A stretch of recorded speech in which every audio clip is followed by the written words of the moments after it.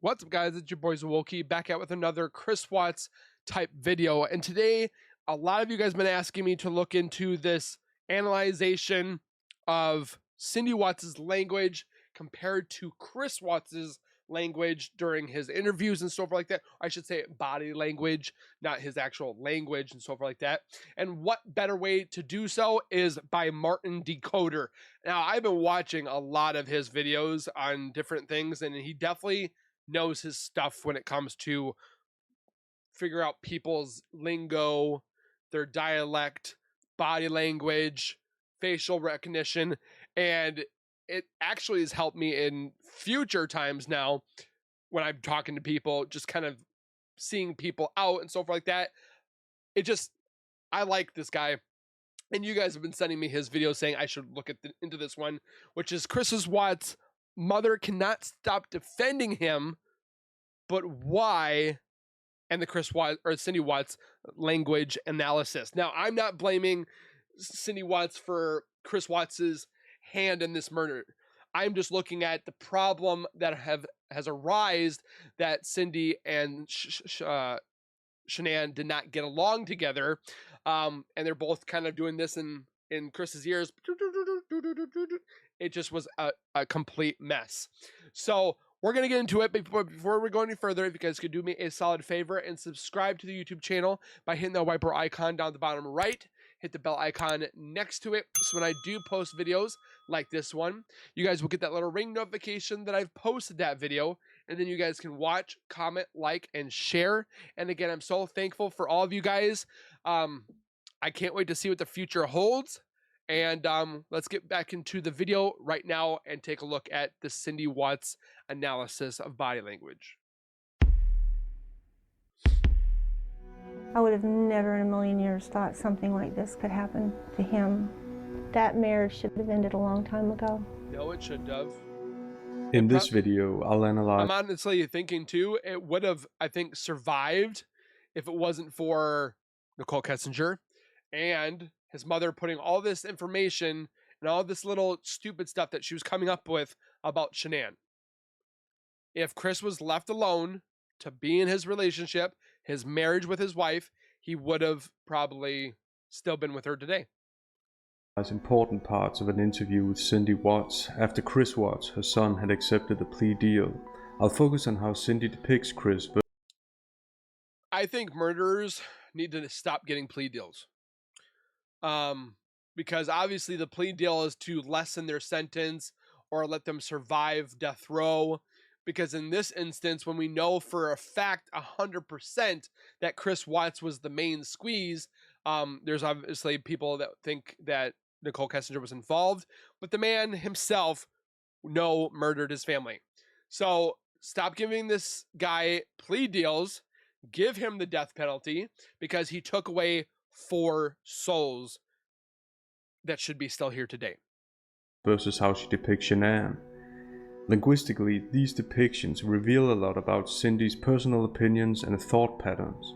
My primary method is narrative analysis, so I'll first spend 1 minute introducing 2 narrative concepts. And as always, if you find this video informative, please hit the like button and subscribe. It helps me out when you do that. Let's begin. I've subscribed and I'm definitely enjoying it. As human beings, we tell narratives about what we experience, think, or feel, much like in movies.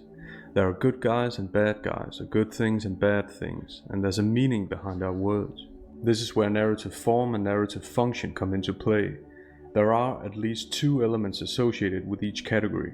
The first narrative form element is characters. There's the protagonist, the hero, or the person we're supposed to empathize with, and there's the antagonist, the enemy, or the person who possesses undesirable traits and is standing in the protagonist's way. The second form element is theme. Theme is the meaning of the narrative. These form elements serve 2 function elements: identification between the audience, the narrator, and the protagonist in the narrative, and persuasion. This is when the narrator... I feel like listening to this man, Martin Decoder, I'm back in my psychology class where I'm trying to learn how to... Oh, hello. What's going on here? When I'm trying to learn about different, like, id and ed and stuff like that. It's just he's got that monotone of being in college again and you're learning and stuff like that. So nothing bad about the man, but it just brought me back to that time. The narrator taps into certain values and behavior in order to get the audience to emote. In the following, Cindy is the narrator. The characters are Chris and his family, including Cindy herself, versus Shannan and her family. Tell me about his childhood. Did he play sports? Was he in scouts? What kinds of things did he played sports. The question concerns Chris's childhood, and Cindy starts off telling about Chris's alleged good qualities. Loved sports. And he was a good kid. Cindy then modifies her response. There's nothing that would have predicted any of this could have ever happened. Yeah. Nothing in his childhood at all. I would have never in a million years thought something like this could happen to him at all. Whenever we have a clear question and the subject deviates from it even the slightest, it's revealed to us what's most important or most sensitive to them. Notice that Cindy doesn't hold Chris accountable. First she says any of this, which is distancing language, since she's not specific about what this entails. She doesn't say murder or another specific word. Second, notice a way of phrasing it. Things happen to Chris. He's not the active agent, and she's making the situation about him and not the murder victims. She's overemphasizing her presumed lack of responsibility. In a million years is hyperbolic language, while nothing in his childhood linguistically acquits her and her husband. In the following, Cindy keeps describing Chris. You didn't see things like him getting into fights? Or... No fighting. It's almost like that new or that school shooter that just happened, where the parent had bought a gun for his kind of mentally unstable child, which instead should have been more loving and nourishing and kind of, I wouldn't say befriending that child, but being there for the child to listen and talk, but instead gave the gun. It's kind of like this scenario almost, where Cindy is kind of giving him all this stuff that she wanted from him, and he kind of wanted to keep himself on this pedestal to be important in his mom's life, to validate his life to her, kind of thing. And for Cindy to sit there and say nothing growing up caused this, it kind of is she's trying to save herself, saying, oh, it wasn't us that caused this, or Chris grew up perfect and Shannan was just the problem. It's like, no, it takes two sides. Yeah, okay, Shannan maybe spent a little bit of money. That doesn't make her a bad person. But then people are sitting there pointing the fingers towards Shannan because she spent money and Chris never saw it. I can tell you this right now, that if you're a father and a spouse, a lot of your money is going to go to your family. And I mean, heck, the man went to all these different locations and different San Diego, the Caribbean, the Jamaica, he got to go, not all the time, but he got to go on all these awesome trips because of Thrive and Lavelle. I would have just, honestly, again, thousands of men out there would kill to be in Chris's spot, to have the house, the kids, the car, the job, the love that Shannan had for Chris. And yet the reason why he thought he could get out of this relationship is through another woman and to commit annihilation of his family. It makes no sense, because if I was able to go on a whole bunch of vacations and sort of like that with my wife, I would not be complaining. He's complaining that his money is gone. You're a father, you're a dad, you're a spouse, get over it. Normally our money is gone before we can even use it. So that's what you chose, to be in a marriage and to have kids. That's why I feel like nowadays that people should have to apply for a license and go through psychiatric, because there are kids that are getting murdered because people are just randomly having children that they shouldn't be having children. Again, it's not up to me to decide, but it's just, it really hurts me that these two little girls could still be here, but their father annihilated them. There are parents that are killing their babies. There are mothers that are doing it because they can't handle it, or fathers that are murdering the mother and the child because he's fed up with them. And it's like, it's getting to the point where it's never been to the point. It's always been wrong. And she's trying to justify that. And I think that's wrong. She's making words towards Shannan as in, Shannan didn't like this, Shannan didn't like that. Okay, what about Chris? You're not talking about who actually murdered. Well, I don't believe that he murdered anybody. Well, then who would have had motive besides Chris? And it's like, Chris is the murderer, and she's trying to justify it because it's her son. I understand that because it's her son. People have asked me, what would I do in that situation? I honestly couldn't tell you, because I would be conflicted on both sides of, yeah, okay, my son just murdered somebody, but I love my son, but at the same time, he murdered somebody. And it's just, I probably can't put myself in that place unless it happened, but I'm making sure that my son grows up knowing what's right and wrong, what he should not be doing, who he should be hanging out with, as in like group of friends. If you see a group of friends that he's not should be being hang with, then you direct them on the better path. That's what you're supposed to be doing as a parent, is directing them on a better path.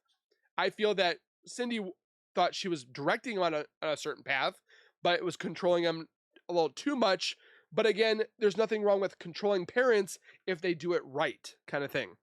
There's overbearance, there is just ridiculously controlling, but then there is setting guidelines and standards for your kid to be responsible for. And if you don't have that responsibility and you just let your kid be plain Jane, they're not going to have a sense of belonging. If that's what I think. But conflicting it with this, Cindy doesn't want to accept that her son did all this and is blaming Shannan, which is the victim, which is horrendous to do. So let's continue. He was quiet, and he got along with people, and he didn't start anything, and he was a perfect teenager, tell you the truth. He did not even rebel. As analysts, we expect the attributes assigned to one character in a narrative, in this case Chris, to be the opposite when describing his supposed resistance. Notice how Cindy reacts to the interviewer's next question about Shannan. When and where did he meet Shannan? The interviewer asked a specific question, but Cindy doesn't answer.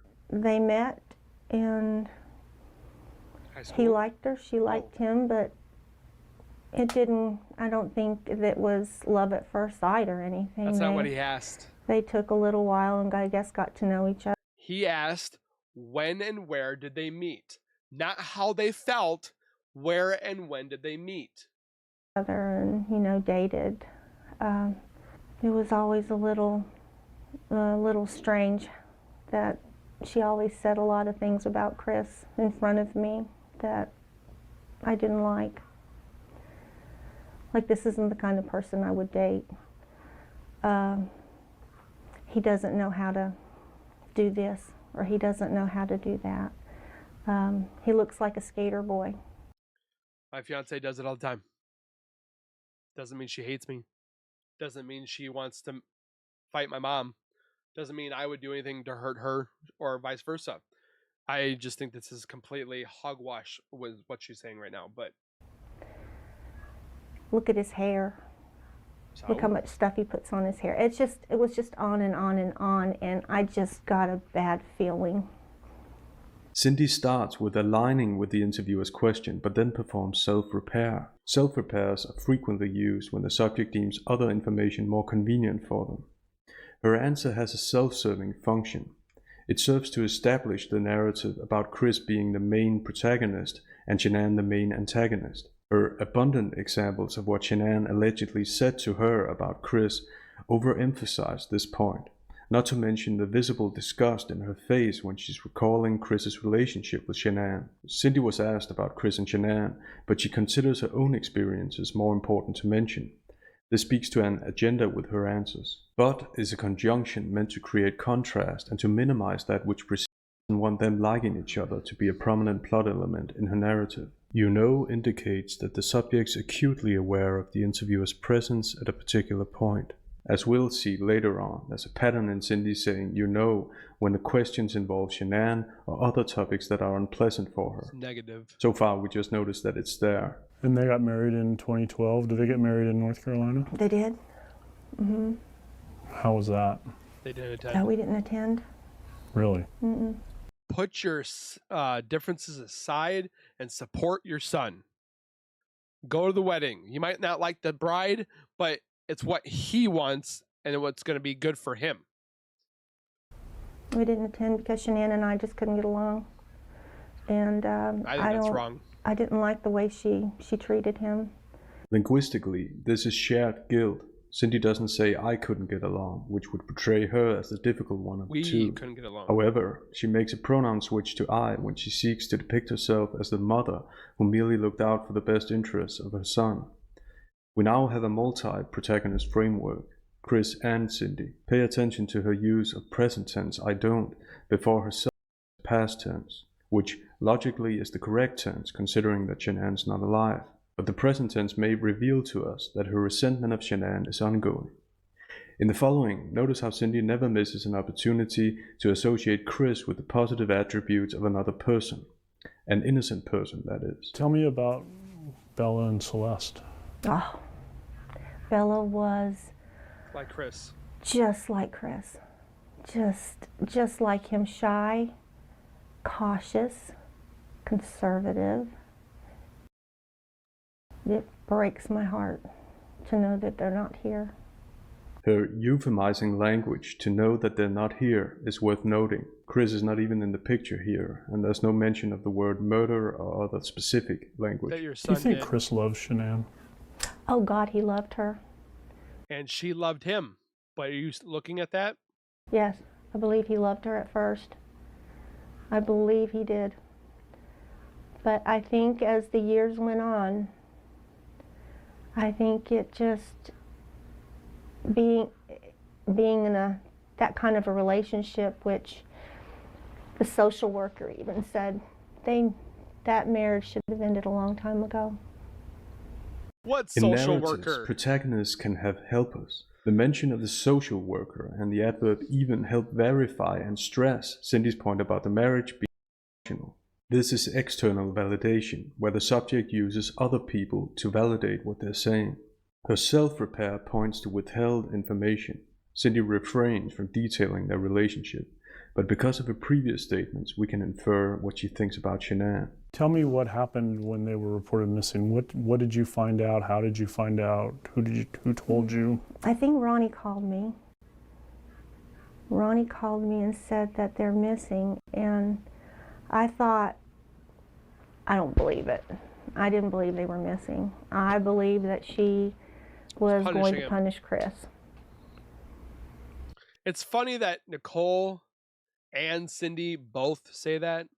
She doesn't mention Shannan's name, it's just she. Beyond just distancing language, which Like it is, Nicole the fact that used? Cindy could have presupposed something like this tells us a lot about the depth of Cindy's resentment toward Shannan. This is also evidenced by the fact that Cindy makes each question fit her narrative about Shannan being the antagonist. She was just going to punish him, take the girls, and just punish him. I had no idea of anything else. Christopher called and said, Mom, they're searching the house. I said, okay, that's fine. I mean, and I still was not worried. I was not worried. I just thought Shannan had run off with girls. It's so uncanny to see Cindy do this and then Nicole doing this. They're literally almost saying the identical same thing. 2 times she mentions her suspicion that Shannan had run off with the girls. The theme of Cindy's narrative is consistent. The details she gives about each character, Chris and Shannan, depict Chris as the cornered husband, a victim. Indirectly, Cindy speaks to motive here. She doesn't say that Chris acted the way he did because of Shannan's behavior, but she strongly insinuates it, leaving just enough pieces for the audience to put together the puzzle. In the following, Cindy mentions a conversation that she had with Chris. Notice how she taps into generic human values, designed to create a sense of identification between her and parents at large. Also, she's humanizing Chris. Listen to this vivid description. And then we had to talk to him through a screen and a phone, and he just looked, he was crying. I mean, he wasn't crying, he was, you could see the movement in his mouth that when I talked about Bella and I talked about Cece and the memorial service that we had for them. And he asked what pictures did we use, and you know, what was the song. Just, you can see how he was trying to hold back tears. A minute later, Cindy says this. Were you worried about the death penalty being a possibility? No, I didn't care about the death penalty. Nobody's going to die in Colorado. I don't think anyone has. What, one person? Colorado is changing. So But he's in Wisconsin. People stay on death row forever. There was no, I think he'd be safer on death row. And her parents said they didn't want any more death. So I don't see how the death penalty could have mattered. Her statement's interesting because it doesn't match what her and her husband's attorneys said on behalf of the two in court. That had the death penalty been pursued, there would not have been an opportunity to be accountable and to give a full confession. And had the death penalty been sought, counsel would have fought for his life, the prosecutors would have been engaged in a... Why would we fight for Chris when the girls and Shannan and baby Nichol couldn't fight for their lives? Why didn't they have a chance? Because their father decided to go with a new girl? That's why? It makes no sense.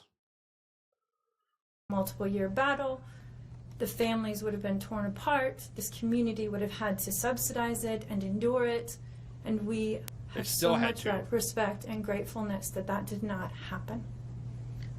There's a contradiction here. You can't both not care about the death penalty and be grateful that the death penalty wasn't issued. This raises credibility concerns. All I want is the truth. I just want the truth. That's it. First, she presupposes that the truth hasn't been revealed, which is precisely that, a presupposition you would have to agree with to believe that all she wants is the truth. Second, all I want is a frequent expression in deceptive statements. It implies that there are more things that the subject wants, which is why they deceptively restrict it to all. Third, the word truth establishes Cindy as a truth seeker. However, this status is somewhat overshadowed by this statement. Have you reconciled the idea that he could have done all of this? Yes. And that scares me to death. It scares me to death to think that he could have done all of this. He did do it. And I don't want to go there. I don't want to go there right now. But she doesn't want to admit it. See why he's pleading guilty. I wouldn't. I'd fight. I'd fight to the end. Notice her use of present tense. She's expressing an ongoing feeling. Her denial seems to outweigh her quest for truth. Also, what she indirectly tells us about herself should make us consider the depth of her truth-seeking. She says, I wouldn't. First, we notice her presupposition that Chris is innocent. And second, the possible implication of her statement, that even if Cindy knew Chris was guilty, she'd still not want him to plead guilty, and maybe she wouldn't either. Finally, notice how the most logical conclusion, that Chris may not be fighting because he knows he's guilty, doesn't occur to her. So has she really reconciled the idea that he could have done it? Doesn't completely sound like it. But I don't know what was going through anybody's mind that night. It's Chris's mind that's in question here, but Cindy keeps distancing Chris from the murders. Saying everyone, anybody is a way of broadening the scope of suspects and things that could have happened. I mean, I'm pretty sure the girls were thinking about what book I can read, or I'm getting ready for kindergarten, I can't wait, or I love mommy, I love daddy, and stuff like that. Are probably getting something to eat for the next morning, playing with their dolls. Shannan was probably thinking about how she could better herself through the Vel, her husband. But what was Chris thinking about? Murdering his family. I feel too much. I mean, I definitely feel everything way too much and have a conscience that I just feel way too much. Humble brag brings attention to the very thing you allegedly criticize yourself for. It's unreliable self-criticism because it serves to present the humble bragging person in the best light possible. Feeling way too much is hardly something that anyone would consider a character flaw or blame a parent for doing considering the circumstances. So the reason for her mentioning this is best explained by narrative theory, that she continues attributing sympathetic qualities to herself as the protagonist in order to create identification. One of the most powerful functions of narrative is to generate in the viewer the understanding that I'm like him or her. Well, could you talk a little bit about some things we talked about yesterday? You said, I think your exact words were, he's not the psychopath next door. He isn't. He's not the sociopath next door. He's not the psychopath. He didn't kill little small animals. He didn't do any of these things. He's no Michael Myers. He's no Jason Voorhees. But he's a man that decided to murder his family. Not every child murders pets or writes stuff in their books that predict this. Some are silent, like Chris. He was a good child. Cindy alludes to the McDonald triad. The triad links cruelty to animals, obsession with fire setting, and persistent bedwetting past a certain age to violent and antisocial behavior. However, even though many studies have found these behaviors to be precursors, they don't have to be. There's a difference between correlation and causation. So Cindy's backing for her point is not a strong one. I didn't see anything. I didn't see anything that was abnormal about him, except he was socially awkward. He had trouble socializing, but so did I when I was younger. I think you learn that as you grow. She's excusing Chris's social awkwardness by pointing to herself. Previously, she told us that she had pleaded guilty if she were in Chris's shoes. Cindy seems to understand the world and the people in it through her eyes to such a degree that she removes individuality from Chris and other people too. He just, I don't think he just had the right person at his side. No one was going to be his best person for you. That relationship was toxic from the very beginning.